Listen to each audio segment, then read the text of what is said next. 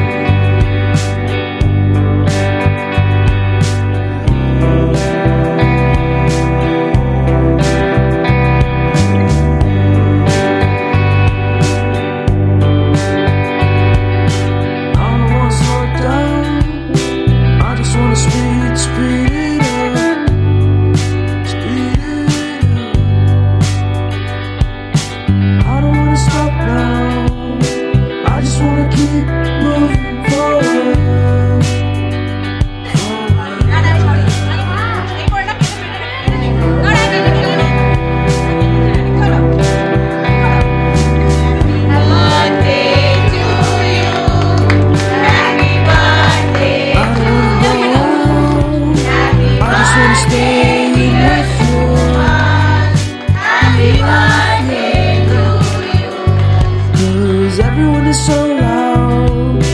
I just want a little bit of peace and quiet. Keep it quiet. Give me a sense of direction. Give me some time for introspection. 'Cause I need to keep on going. I need to keep on going.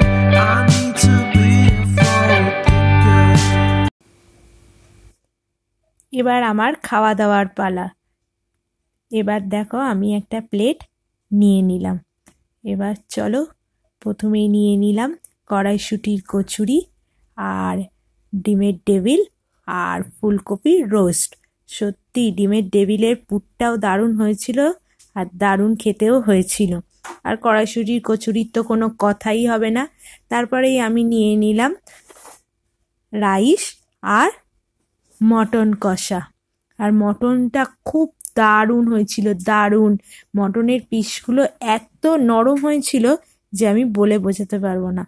তারপরে আমি চলে এলাম চাটনি, পাঁপড়, গোলাপ জামুন আর মাখা সন্দেশে।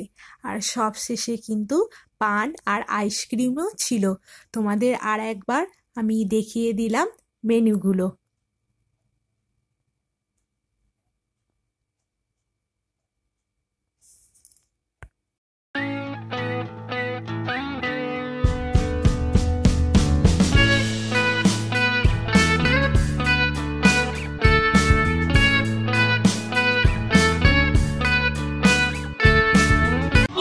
2011 সালে আমি প্রথম এই ব্যবসাটা শুরু করেছি।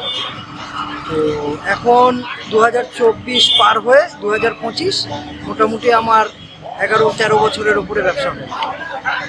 তো আমি এখন চাইছি ব্যবসাটাকে একটু বড় করতে, অল ওভার ইন্ডিয়া করতে। তো এই যে ব্যবসাটা আপনি করছেন, তো এটা যে স্বপ্নটা রয়েছে অল ইন্ডিয়া বেসিস বললেন, তো এই অল ইন্ডিয়া বেসিস ব্যবসাটা করে মানে আপনি আলাদা কি এমন দিতে চান যেটা অন্যান্য ইভেন্ট বা ক্যাটারিং যে প্রমোশনাল যে বিজনেসগুলো রয়েছে তারা দিতে পারছেন? অ্যাকচুয়াল আমি যখন এই লাইনে নেমেছি, যখন এখানে ব্যবসাটা শুরু করলাম, তখন দেখলাম যে প্রচুর ক্যাটারার আছে, ইভেন্ট অর্গানাইজার আছে, যারা কোয়ালিটি খারাপ করে লোকের থেকে প্রচুর পয়সা নিচ্ছে। আমি সেই জায়গাটাকে বন্ধ করার জন্যই ব্যবসাটা শুরু করেছি। আর যতটা সম্ভব কোয়ালিটি দিয়ে আমি কাজটা করতে চাইছি। আপনার যাদবপুর পল্লীশ্রী, 58/8 পল্লীশ্রী। আর ঠিক আছে, আর আপনার তো ফোন নাম্বার আমি দিয়েই দেবো, সেটা সকলে দেখতে পাবে এখান থেকে। ঠিক আছে, অনেক ধন্যবাদ দাদা।